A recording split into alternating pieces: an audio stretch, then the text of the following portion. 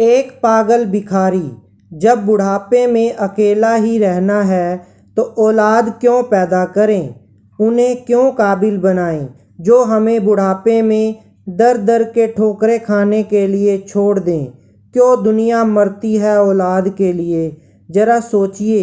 इस विषय पर मराठी भाषा से हिंदी ट्रांसलेशन की गई ये सच्ची कथा है। जीवन के प्रति एक नया दृष्टिकोण आपको प्राप्त होगा। समय निकालकर इसे अवश्य पढ़ें। हमेशा की तरह मैं आज भी परिसर के बाहर बैठे भिखारियों की मुफ्त स्वास्थ्य जांच में व्यस्त था। स्वास्थ्य जांच और फिर मुफ्त मिलने वाली दवाओं के लिए सभी भीड़ लगाए कतार में खड़े थे। अनायास सहज ही मेरा ध्यान गया एक बुजुर्ग की तरफ, जो करीब ही एक पत्थर पर बैठे हुए थे। सीधी नाक, घुंघराले बाल, निस्तेज आँखें, जिस्म पर सादे लेकिन साफ सुथरे कपड़े। कुछ देर तक उन्हें देखने के बाद मुझे यकीन हो गया कि वो भिखारी नहीं है। उनका दायां पैर टखने के पास से कटा हुआ था और करीब ही उनकी बैसाखी रखी थी।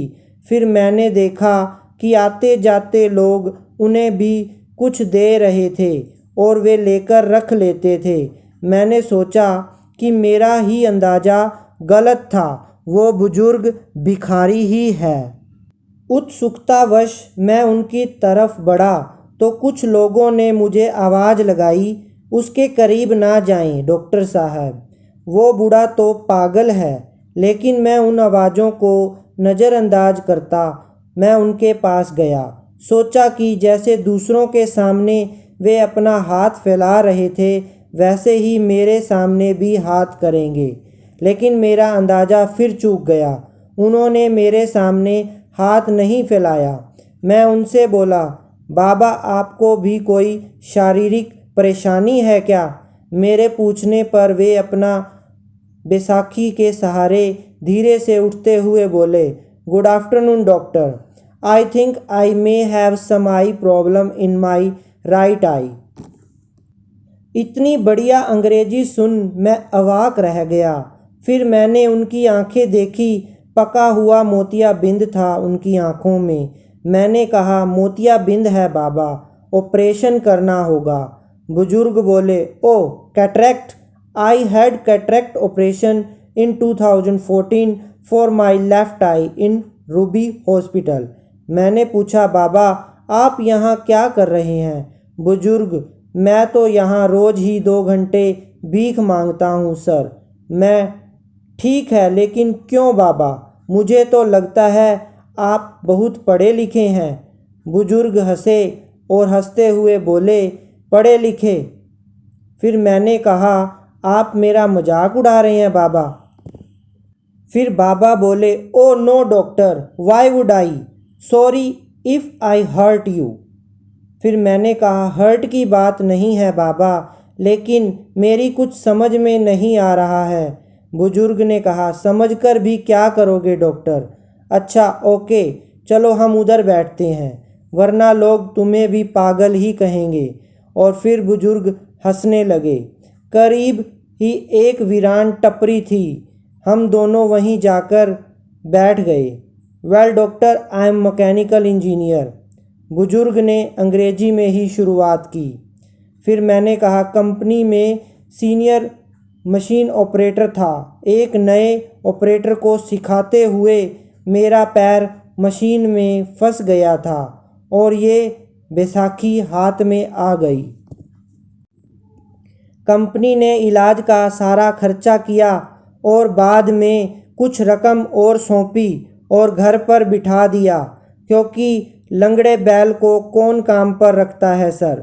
फिर मैंने उस पैसे से अपना ही एक छोटा सा वर्कशॉप डाला। अच्छा घर लिया, बेटा भी मैकेनिकल इंजीनियर है। वर्कशॉप को आगे बढ़ाकर उसने एक छोटी कंपनी और डाली। मैं चकराया और बोला, बाबा तो फिर आप यहाँ इस हालत में कैसे? बुजुर्ग ने कहा, मैं किस्मत का शिकार हूँ। बेटे ने अपना बिजनेस बढ़ाने के लिए कंपनी और घर दोनों बेच दिए। बेटे की तरक्की के लिए मैंने भी कुछ नहीं कहा।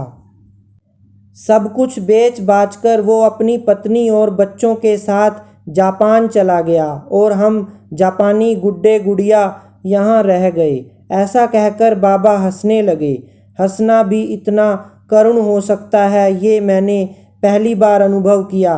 और फिर बोला, लेकिन बाबा आपके पास तो इतना हुनर है कि जहाँ लात मारे वहाँ पानी निकाल दें।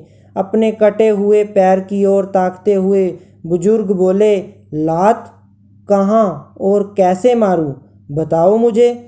बाबा की बात सुन मैं खुद भी शर्मिंदा हो गया। मुझे खुद बहुत बुरा लगा। प्रत्यक्ष मैं बोला, आई मीन बाबा आज भी आपको कोई भी नौकरी दे देगा, क्योंकि अपने क्षेत्र में आपको इतने सालों का अनुभव जो है। बुजुर्ग, यस डॉक्टर, और इसी वजह से मैं एक वर्कशॉप में काम करता हूँ। 8,000 रुपये तनख्वाह मिलती है मुझे वहाँ। मेरी तो कुछ समझ में नहीं आ रहा था और मैं बोला, तो फिर आप यहाँ कैसे? बुजुर्ग ने कहा, डॉक्टर बेटे के जाने के बाद मैंने एक चोल में एक टीन की छत वाला घर किराए पर लिया है। वहाँ मैं और मेरी पत्नी रहते हैं। उसे पैरालिसिस है, उठ बैठ भी नहीं सकती। मैं 10 से 5 नौकरी करता हूँ और शाम 5 से 7 इधर भीख मांगता हूँ और फिर घर जाकर तीनों के लिए खाना बनाता हूँ। फिर मैंने आश्चर्य से पूछा, बाबा अभी तो आपने बताया कि घर में आप और आपकी पत्नी हैं, फिर ऐसा क्यों कहा कि तीनों के लिए खाना बनाते हो? बुजुर्ग ने कहा, डॉक्टर मेरे बचपन में ही मेरी माँ का स्वर्गवास हो गया था। मेरा एक जिगरी दोस्त था, उसकी माँ ने अपने बेटे जैसे ही मुझे पाला पोसा। 2 साल पहले मेरे उस जिगरी दोस्त का निधन हार्ट अटैक से हो गया, तो उसकी 92 साल की माँ को मैं अपने साथ अपने घर ले आया हूँ। तब से वो भी हमारे साथ ही रहती है। मैं अवाक रह गया। इन बाबा का तो खुद का भी हाल बुरा है। पत्नी अपंग है, खुद का एक पाँव नहीं, घर बार भी नहीं। जो था वो बेटा बेचकर चला गया और ये आज भी अपने मित्र की माँ की देखभाल करते हैं। कैसे जीवट इंसान हैं ये। कुछ देर बाद मैंने सामान्य स्वर में पूछा, बाबा बेटा आपको रास्ते पर ले आया, ठोकरें खाने को छोड़ गया, आपको गुस्सा नहीं आता उस पर? बुजुर्ग बोले, नो नो डॉक्टर, अरे वो सब तो उसी के लिए कमाया था, जो उसी का था उसने ले लिया, इसमें उसकी गलती कहाँ है? लेकिन बाबा, मैं बोला, लेने का ये कौन सा तरीका हुआ भला? सब कुछ ले लिया, ये तो लूट हुई।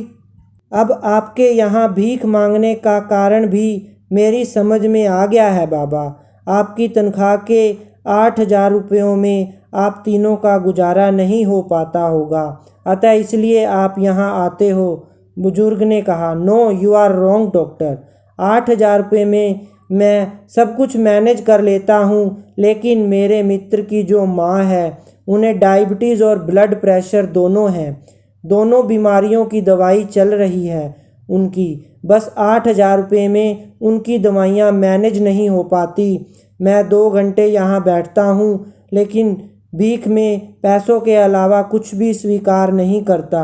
मेडिकल स्टोर वाला उनकी महीने भर की दवाएं मुझे उधार दे देता है और यहाँ 2 घंटे में जो भी पैसे मुझे मिलते हैं वो मैं रोज़ मेडिकल स्टोर वाले को दे देता हूँ। मैंने अपलक उन्हें देखा और सोचा, इन बाबा का खुद का बेटा इन्हें छोड़कर चला गया है और ये खुद किसी और की माँ की देखभाल कर रहे हैं। मैंने बहुत कोशिश की, लेकिन खुद की आंखें भर आने से नहीं रोक पाया।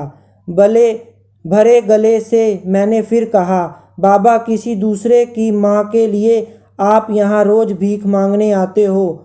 तो बुजुर्ग ने कहा, दूसरे की? अरे मेरे बचपन में उन्होंने बहुत कुछ किया है मेरे लिए, अब मेरी बारी है। मैंने उन दोनों से कह रखा है कि 5 से 7 मुझे एक काम और मिला है। मैं मुस्कुराया और बोला, और अगर उन्हें पता लग गया कि आप 5 से 7 आप यहाँ भीख मांगते हो तो बुजुर्ग ने कहा, अरे कैसे पता लगेगा उन्हें, दोनों तो बिस्तर पर हैं, मेरी हेल्प के बिना वे करवट तक तो ले नहीं पाते, यहाँ कहाँ पता करने आएंगे वो। हा हा हा। बाबा की बात पर मुझे भी हंसी आई, लेकिन मैं उसे छिपा गया और बोला, बाबा अगर मैं आपकी माँ जी को अपनी तरफ से नियमित दवाएं दूं तो ठीक रहेगा ना, फिर आपको भीख भी नहीं मांगनी पड़ेगी। बुजुर्ग ने कहा, नो डॉक्टर, आप भिखारियों के लिए काम करते हैं, माँ जी के लिए आप दवाएं देंगे तो माँ जी भी तो भिखारी कहलाएंगी। मैं अभी समर्थ हूँ डॉक्टर, उनका बेटा हूँ मैं, मुझे कोई भिखारी कहे तो चलेगा, लेकिन उन्हें भिखारी कहलवाना मुझे मंजूर नहीं है। ओके डॉक्टर, अब मैं चलता हूँ, घर पहुँचकर अभी खाना भी बनाना है मुझे। मैंने निवेदन स्वरूप बाबा का हाथ अपने हाथ में लिया और बोला, बाबा भिखारियों को डॉक्टर समझकर नहीं बल्कि अपना बेटा समझकर मेरी दादी के लिए दवाएं स्वीकार कर लीजिए।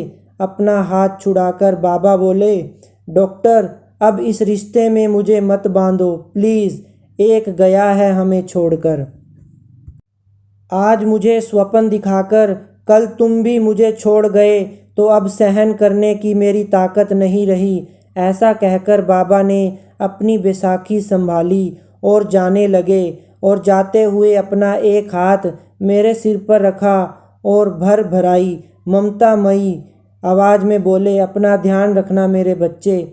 शब्दों से तो उन्होंने मेरे द्वारा पेश किए गए रिश्ते को ठुकरा दिया था, लेकिन मेरे सिर पर रखे उनके हाथ के गर्म स्पर्श ने मुझे बताया कि मन से उन्होंने इस रिश्ते को स्वीकारा था। उस पागल कहे जाने वाले मनुष्य की पीठ फेरते ही मेरे हाथ अपने आप प्रणाम की मुद्रा में उनके लिए जुड़ गए। हमसे भी अधिक दुखी, अधिक विपरीत परिस्थितियों में जीने वाले ऐसे भी लोग हैं।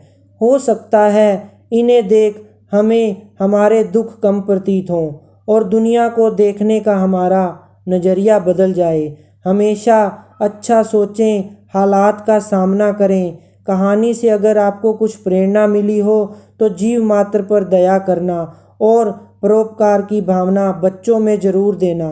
कहानी को आगे मित्रों और परिजनों को फॉरवर्ड ज़रूर करना और शेयर, लाइक एंड सब्सक्राइब ज़रूर कर देना।